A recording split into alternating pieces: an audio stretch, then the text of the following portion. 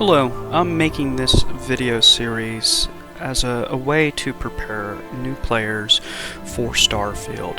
The past two entries have been in regards to the game mechanics themselves and how they work and function, and certain pitfalls that players may fall into or struggle with.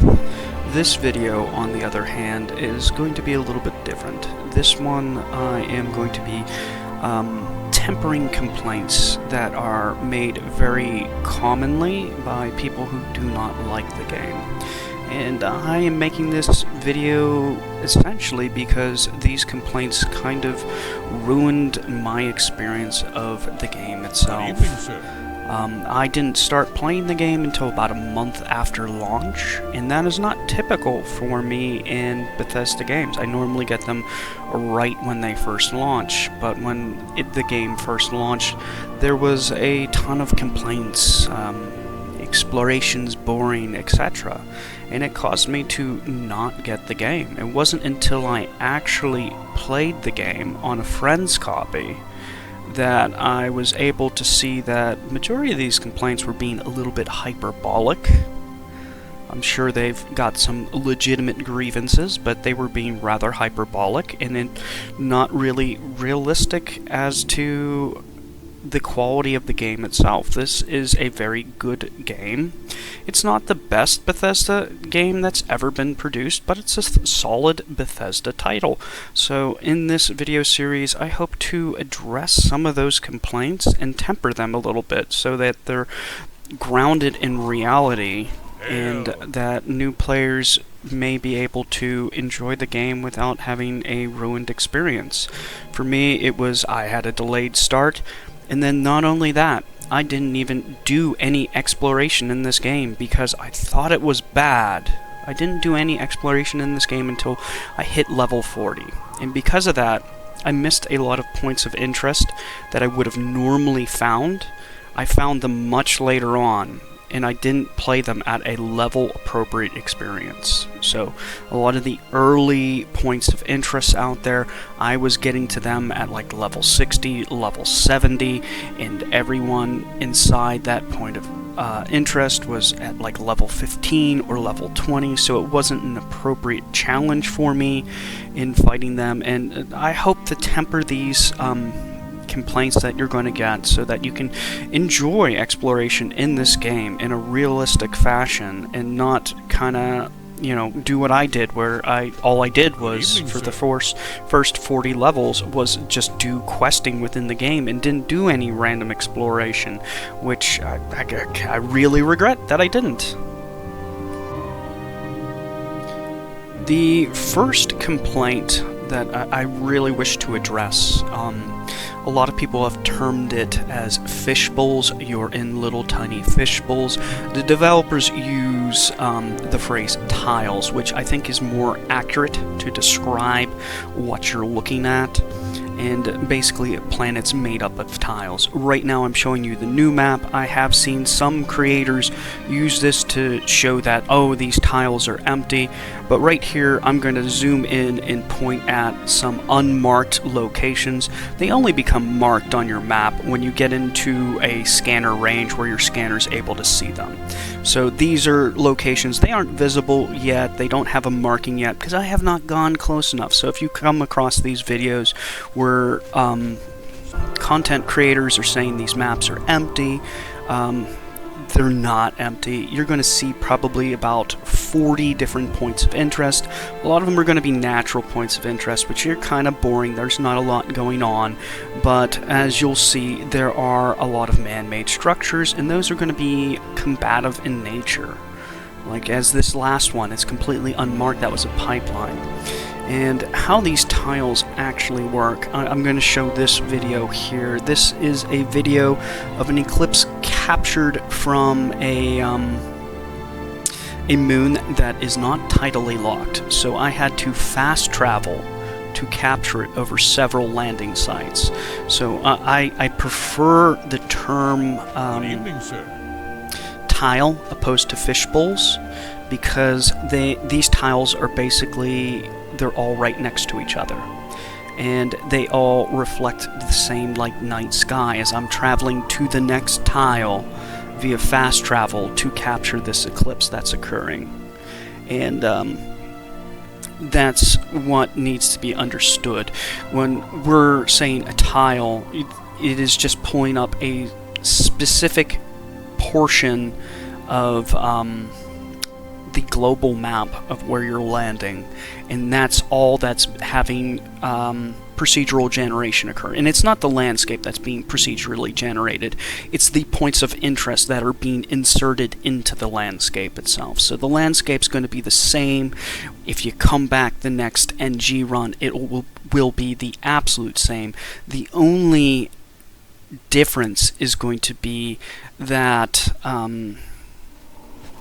it'll have different points of interest. The mountains are going to be the same, etc.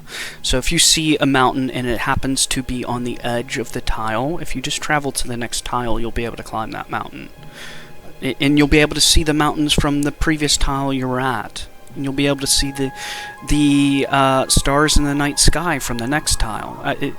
They're all right next to each other. So just imagine a globe. They're dividing it up into little tiles. And this is just allowing this to actually be able to run on like a computer and a PC. Imagine if they were generating every single point of interest on these little moons at all times. Your performance is just going to drop. It's just not going to be possible.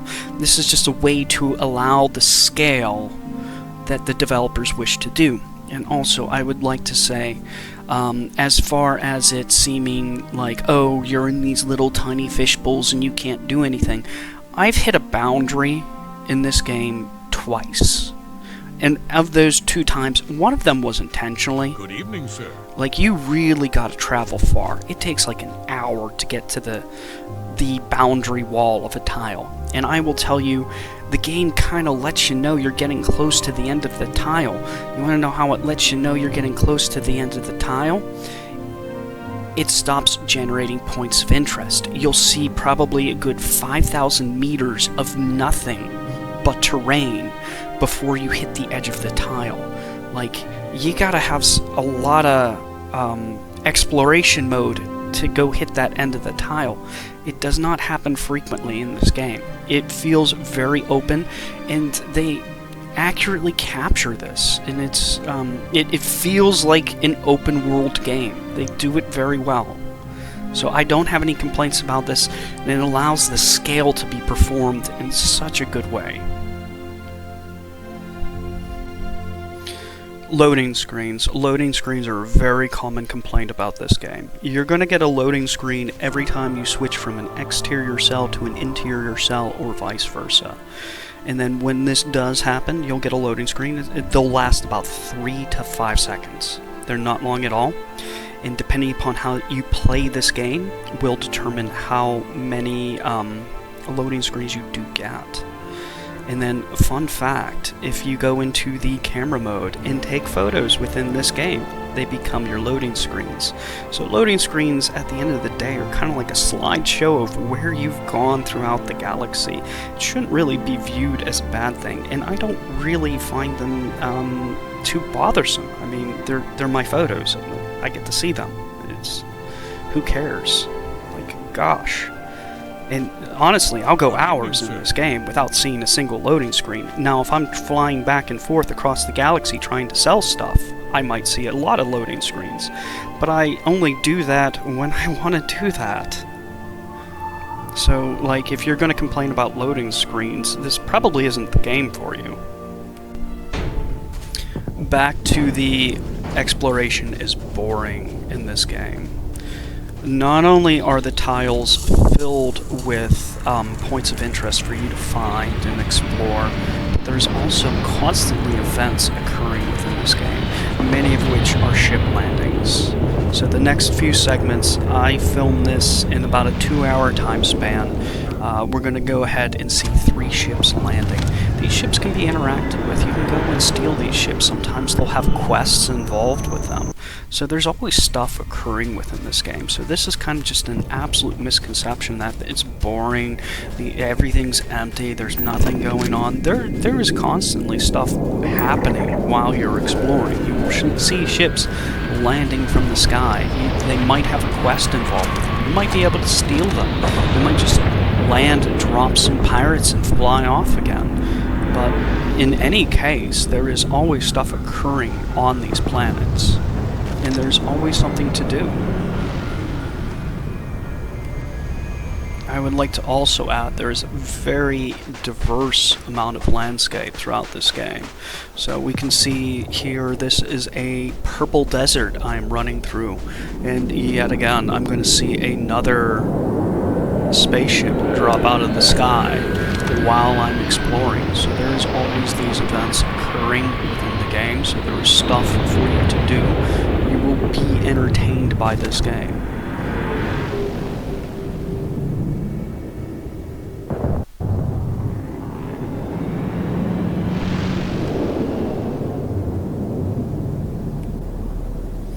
The next complaint that I would like to address is that exploration in this game, it's the same exact points of interest copy and pasted over and over and over again. This is true. It is the same exact points of interest, copy and pasted over again. There are a handful of unique points of interest sprinkled throughout, but I would just like to point out, within the procedural generation, there is over 250 different points of interest. Some of these are civilian points of interest, they'll give you quests. There's at least 50 hostile points of interest within this game that can be procedurally generated basically anywhere. Now, a lot of people will be like, oh, it's just the same 10 to 20 points of interest. And I think this is coming because those people are playing the main quest over and over and over again to get all the starborn powers, and they're not exploring in the game. And if you do that, you are going to see the same 10 to 20 points of interest, because that's what the main quest uses. There are a lot of points of interest that are absolutely not tied to any quests whatsoever. You can only find them by exploring in this game. I would implore you to explore in this game. This game is all about exploration, and you are going to miss half the game if you do not explore in this game. Some of the best points of interest in this game you can only find by exploring. There's no quest that's going to point you to them. And I'm showcasing a lot of unique points of interest that you will only find by exploring. And these points of interest, they have excellent immersion, excellent environmental storytelling. They're done very well. Even the procedurally generated ones, they have excellent level design. They're very replayable. They have storylines attached to them for the most part. There are some points of interest I can point to and I can go, okay, this looks like it was not finished and they launched the game anyways, which is perfectly fine. It doesn't have a storyline to it. You can still play through it and fight through it, and they're enjoyable. But to say that it's like the same 10 to 20 points of interest copy and pasted over again would just be a demonstrable lie. There's 250 plus points of interest in the procedural generation, and I'm sure over the years they will be adding more and more into the procedural generation to flesh it out even more and more. And on top of that, these points of interest, they're very replayable. They have interesting storylines. The combat is extremely diverse. The buildings are extremely diverse. The game is very well done. What's here? Warning. It's extremely well done. Like, all these points of interest, including the procedurally generated ones, there's probably 2 or 3 that I can mention that obviously did not have storylines written for them yet, and they launched the game anyways. But the vast majority of these points of interest are handcrafted. The immersion factor is on point with the point of interest. The environmental storytelling is on point with the point of interest as well. Like, everything's done well. We're going to see a very diverse fighting style throughout the game. Like, sometimes you're going to be swarmed by aliens, and other times you're going to be fighting, you're going to be in a gunfight with pirates, and you're going to get a very diverse playthrough.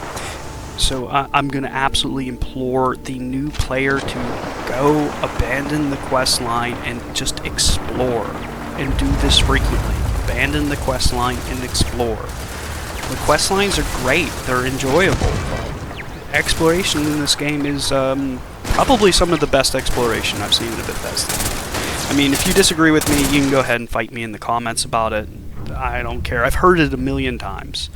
And this kind of brings me to the last complaint here that I'd like to address, and that's being that there's not enough content. So I've been playing this game, I have over 1,000 hours logged, easily, in this game, which is an excessive amount. I shouldn't be playing this game that much. It's a ton, but I have not replayed content that much within this game. There is, I would say, if you did everything once, there's going to be at least 500 hours worth of content within the game, which is easily worth the $70 to buy the game, but you can get it on Game Pass for, what is Game Pass? It's like $15 a month or something. So, like, this game's easily worth the cost to play it, and you're not going to do a lot of repeat content. If you think about it, we have the main quest line, you have the Ryujin quest line, you have the Freestar Collective quest line, you have the UC Vanguard quest line, you have the Pirate quest line, you have the numerous side quests all throughout the game itself. I have not played all of them yet. I have not even gotten close to playing all of them yet. You have all the random encounters you're going to have in space, all the random encounters you're going to have on planet side as well. There is a ton of content in this game. Like I said, it's easily 500 hours worth of content. If we discount any repeat content, it would easily make up 500 hours worth of gameplay. And you can do a ton of different stuff within this game. Not only that, we have, like, outpost building. That in itself, the starship building. Stealing starships. Like, how many different types of spaceships you can board, fight through, and capture in itself. That's probably 100 hours worth of gameplay right there, is just the starship fights. Like, what Bethesda built is an amazing game. I'm not saying it's above criticism. What I'm saying, what they built was amazing, and we should criticize it. Like, I'd like to see improvements. I'd like to see more content. I'd like to see more convenience improvements, like a land vehicle to well, a lot of people want a land vehicle. I don't want a land vehicle, but that's me. I'm fine without it. But there are a lot of complaints that we could make about this game. I just think that they should be tempered a little bit and be a little bit more realistic. And like, a lot of these complaints, like the complaints about not having enough content, like, if that's your complaint, I have to assume you are a single facet gamer.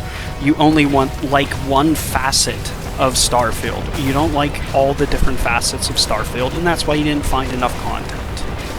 Which, I mean, I think that's more you and less Starfield. If that makes any kind of sense.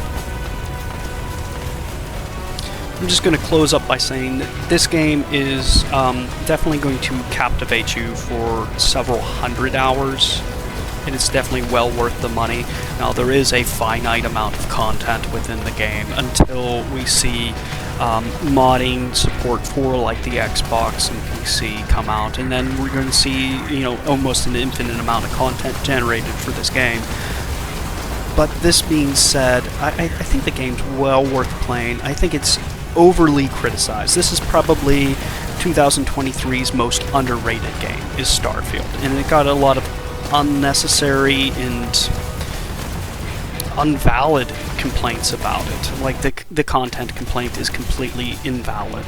And I'd like to also say, if you did find this video enjoyable and this content useful in any kind of way to kind of temper your experience with Starfield and bring it into understanding about the complaints, go ahead, give me a like and subscribe. I do appreciate it. It helps me make some more content.